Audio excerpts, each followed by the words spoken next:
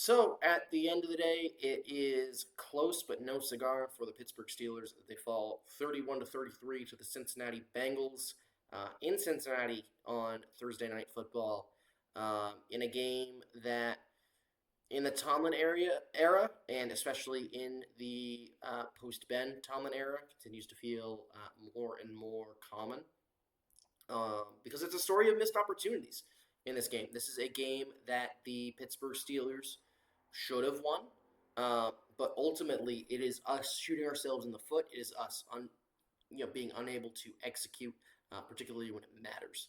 That makes the difference. The secondary today was atrocious. Joe, credit to the Bengals. They came in with a great game plan. Joe Flacco and Jamar Chase and that connection absolutely tore us to bits with that kind of quick passing game. Nobody had an answer. Nobody played well in the secondary. Nobody could contain that, and that just opened up so many other opportunities for that Cincy offense. Jalen Ramsey is getting paid what 26 million, and he got burned. He got penalized. He was the worst defender.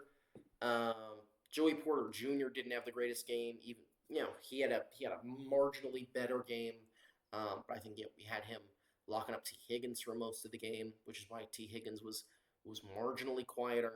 But ultimately, that just wasn't very good. And ultimately, having to commit extra bodies into that pass game meant that the Bengals' run game was super effective. Aaron Rodgers did have 4 touchdowns, but threw 2 first-half picks, which ended up being backbreaking because Cincinnati scored 10 points off of those 2 turnovers. And, ultimately that's the difference. So as much as, there are maybe some positives you can take away with this where we can keep up with teams with good offenses, when our defense isn't having a good day, we can still give ourselves a shot. We've seen this story so many times in terms of the Pittsburgh Steelers that it just it's still frustrating. And I really made that known on stream during this game where it was frustrating specifically in the first half because I feel like we've seen this all before. I guess starting with the defense, Flacco threw for over 300 yards. He was 31 of 47 for 342 yards and 3 touchdowns. Jamar Chase was the leading receiver, 16 receptions and 1 touchdown.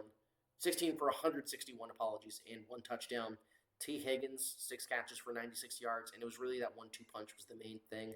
The two of those players shared 33 targets among them, which is more than Cincinnati had total receptions, which is a big thing. And it was a lot of the quick passing game. It was find the guy matched up against Jalen Ramsey or Darius Slay. He's gonna beat him off the line. He's gonna beat him to the inside. We're not gonna have help because our linebackers are tied up in man, so we're not gonna have over the middle help. And it tore us to pieces all day. And having to run man coverage also opened up another avenue for Cincinnati that they have struggled in all year. To give some extra context, the Cincinnati Bengals coming into this game were the worst rushing attack in the NFL in terms of yards per game. They averaged about 58 yards per game, which was worst in the NFL by, if I'm not mistaken, remembering the stats of the broadcast, 28 yards per game. You would not think that watching this game because the Bengals end rushing stats as a team were 23 carries for 142 yards, which is frankly unacceptable. You're in a division rival. You're in a divisional game. When you're against Cleveland, 4 days ago, you stopped the run very effectively against a Quinshon Judkins. That is hot. And then you come in here against a Chase Brown against an O-line that is notably poor. And you give up 142 yards on the ground. And it was mistapped. And again, I think credit goes to the Bengals offense because they came in with a very good game plan. They came in to fight. They came in to execute. It was the whiteout night in Cincinnati, so they were all fired up about that. And it felt like the defense wasn't ready for it. This defense is the most expensive unit in the league. And yes, Chase, Higgins, Brown are extremely talented. You get a veteran presence in there like Flacco, who is really good at getting that ball out quickly. And as we've seen from Aaron Rodgers, that can lead you to a lot of success. However, when you're practicing against that, you would expect your defense to have a way to counter that, and we didn't adjust, we didn't find solutions, and ultimately when we took the lead, when Pat Freiermuth on that 68-yard touchdown strike helped the Steelers to take the lead late in this football game with 2 minutes and 20 seconds left, it was ultimately like, okay, well we haven't stopped, we've stopped the Cincinnati offense twice this game, once since the first quarter.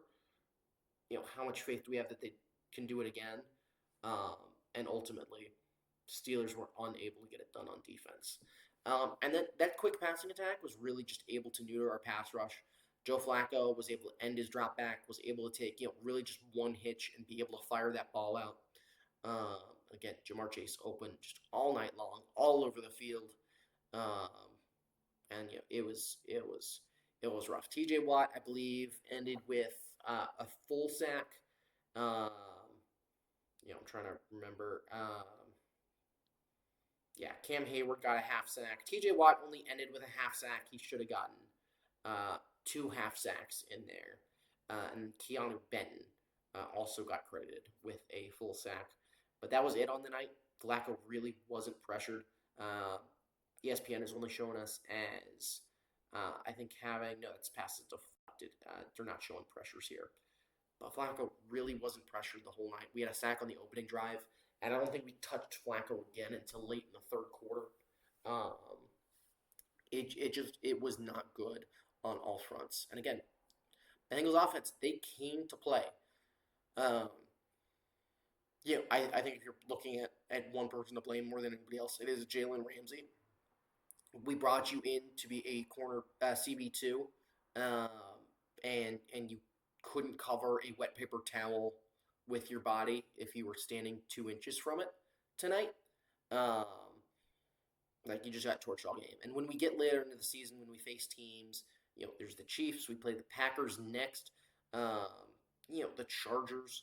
There are teams that we are going to come across later in the season that have this level of depth at wide receiver. Hell, if the Bengals can keep afloat until Joe Burrow comes back, they can give themselves a chance at the playoffs, and we may have to face the Bengals again at some point. As now they're going to give themselves a chance at the division after this, and that was, I think, the big thing coming in here was this was a chance to go 3.5 games up in the division, and the defense for the most part did not show up, and that is a constant frustration of these Mike Tomlin teams is we're not able to show up when it counts. We're making the same mistakes, unable to tackle, getting gashed, and again, when you're against a high-powered offense like the Cincinnati Bengals, it is hard to contain them for an entire game.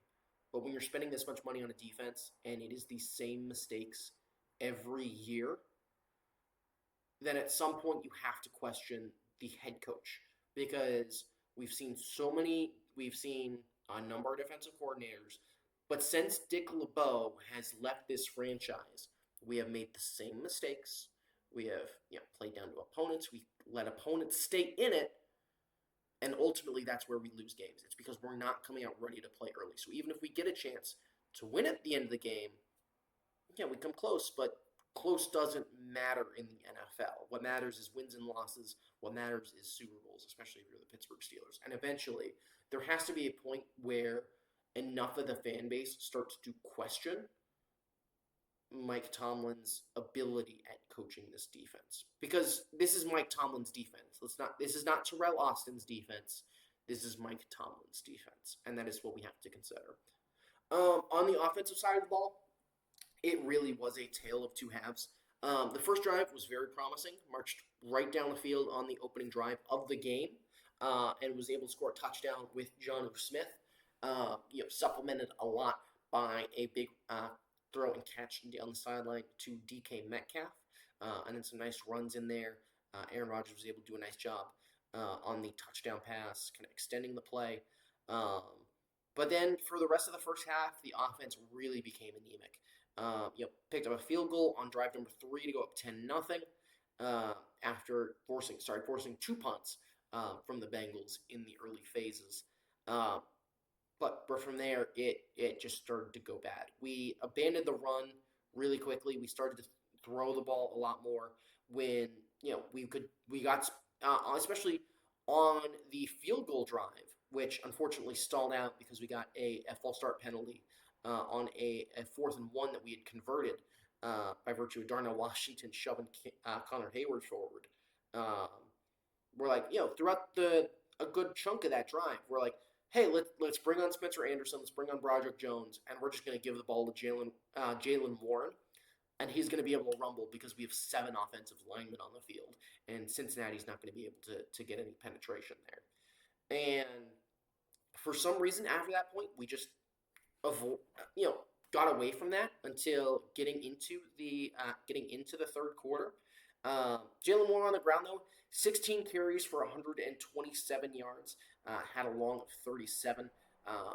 Kenneth Gainwell was 3 for 14. Aaron Rodgers had 1 for 6. Um, but honestly, that ground game was not utilized enough for how explosive it was, for how much of a wrecking ball Jalen Warren was. And so, Jalen Warren definitely a good Jalen Warren is I think the lone consistent good spot of the Steelers offense throughout the course of a game. And honestly, we need to utilize him more. He should be getting 20 carries a game. He should, and again, I know he's gonna get some touches on screens and checkdowns, and that'll give him more opportunities. He also had 4 catches for 31 yards. But we're not utilizing our weapons well enough. We're not. That I feel like I'm misstating that because we'll get into stuff further. But we get away from what this team is built to be strong in. We're built to have a strong run game, but we're running the ball 20 times. We're throwing it 34. And yes, we go down 10. You got to find a way to make that back. But Jalen Warren has this momentum, and we just stop running the football, and it doesn't make any sense. Is this an Aaron Rodgers call? Is Aaron Rodgers seeing something that we're jumping out of? Is Arthur Smith calling it like this? Like what is going on? Why do we get away from running the ball so quickly when Jalen Warren is averaging 8 yards a carry throughout this game? Like that absolutely baffles my mind. That was something that was brought up on stream where I think the O-line played a fairly good game. Rodgers did have a couple of moments where he was pressured, but he was not sacked for the second consecutive week. Granted, this was against a team that did not have their star pass rusher Trey Hendrickson on the field, so maybe that factored in somewhat. But ultimately, it was in there. Aaron Rodgers, by the way, speaking of him, 23 34, 249 yards, 4 touchdowns, which if you're looking at just that stat line, Aaron Rodgers is very much the reason we stayed in this game. For large chunks of this game, he was efficient. He gave us a shot at the end by firing up a Hail Mary that just got knocked down at the goal line where no Steeler was able to kind of get up for it or come away with it. And so Aaron Rodgers very much kept us in this game. However, Aaron Rodgers is also the reason why we lost this football game, because in that second quarter, when the Steelers are up 10-0, Aaron Rodgers throws 2 interceptions in that second quarter, and that ends up being the difference because Cincinnati turned those into a touchdown and a field goal. And, losing that turnover battle cost us this football game. And the first pick was pretty bad from Aaron Rodgers, just trying to air it out for DK Metcalf. Threw it way too far to his inside, basically into double coverage, and that was all Cincinnati's ball. Second interception was less Aaron's fault. It was more a DK Metcalf fumble than it was an Aaron Rodgers interception. It was really just a great play by who was the Cincinnati defensive back that came away with the football there. No, I do not want Pizza Hut's big dinner box. It was DJ Turner who had a great play, ripping the ball away from DK Metcalf as they were going to ground right by the sideline. It was Jordan Battle with the other interception, by the way. But yeah, I mean, again, when you're looking at receivers, Pratt Firemouth had himself a day. It was finally nice to see that Pat Fryermuth exists. He had 6 targets today, 5 catches for 111 yards, 2 touchdowns, including a 68-yard strike to take the lead with 2 minutes 15 seconds left, which I think clearly was too quick of a score. DK Metcalf 3 catches for 50 yards, Jalen Warren 4 for 31, Jonnu Smith 3 for 28. Roman Wilson, I thought, actually played pretty nice today. It was good to see him finally be involved in the Steelers' game plan, especially on some quick routes over the middle. He also had an additional about 15-yard grab that was taken away by a Broderick Jones holding call.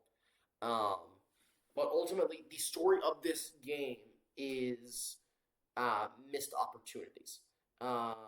Also, actually, something else to note. Darnell Washington was very much a non-factor in this one.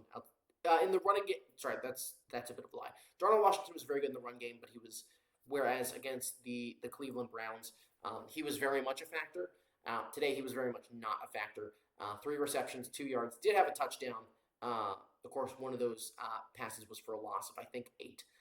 So really, that's 2 catches for 10 yards and a touchdown. It was a screen that got blown up on a very nice play there.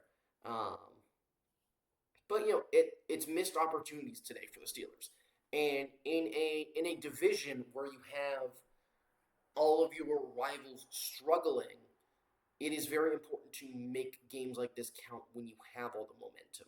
And we've seen this so many times with the Pittsburgh Steelers, where we'll have a good game, or we'll have a string of a couple of good games, pretty comfortable against Minnesota and Ireland. I think the game against Cleveland was very complete. And then we'll walk into a game on Thursday night and blow opportunities, blow leads, not compete to the full potential of this team. And that's what costs us at the end of seasons. That's why over 500 isn't an achievement anymore. It is a punchline used by other teams against us. And this is a game that we're going to be asking questions about going into the Green Bay game of which Steelers team are we going to get every week. And it's a question that we've been asking for about the past 9 years, since the last time we won a playoff game. And if the game against the Browns gave a lot of answers, this game just raised a whole bunch more questions. What is the identity of this defense? Can this offense refrain from making mistakes like this from week to week? Can we score like this against higher tier defenses? Can we commit to a run game? And right now, this game does not give me any confidence for the rest of the season, especially as we face higher and higher quality opposition. Not that we haven't faced high quality opposition yet, but really the only team that's in that contending conversation is the Seahawks, who is our other loss now. So I think there are so many questions after this game that at this point we're going to have to now wait 10 days to be answered. Because next up is Sunday Night Football against the Green Bay Packers, which I think is our first test against a proper contender. Of course, that team traded for Micah Parsons this past offseason, so that's going to be something to keep an eye out on.